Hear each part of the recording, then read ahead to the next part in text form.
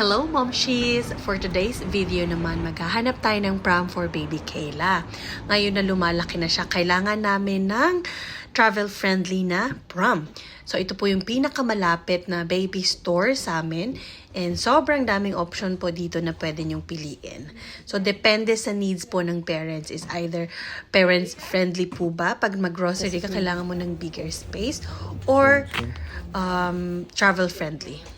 Ito yung isa sa mga nagustuhan namin na prom for Kayla kasi meron na siyang parang air vent sa taas, meron din siya sa baba, lalo na ngayong summer, so maganda po to. And then, na-fold siya in like seconds, so madali po siyang gamitin and magaan din po. Maganda rin yung color niyo, Moms. And then, isa rin sa maganda sa prom na to is fully covered si Kayla, so pag natutulog yung baby mo, makakapagpahinga siya ng maayos. And then, pwede mo rin siyang ihika para makapagpahinga si baby. And then, pwede pa rin siyang ma-extend. So, compare sa other prom, mas maganda po talaga to. Kaya, ito na po yung napili naming prom for Kayla. And sa package nito pala, meron siyang kasamang rain cover. And then, meron na rin siyang carrier bag. So, madali po siyang madala habang nagta-travel.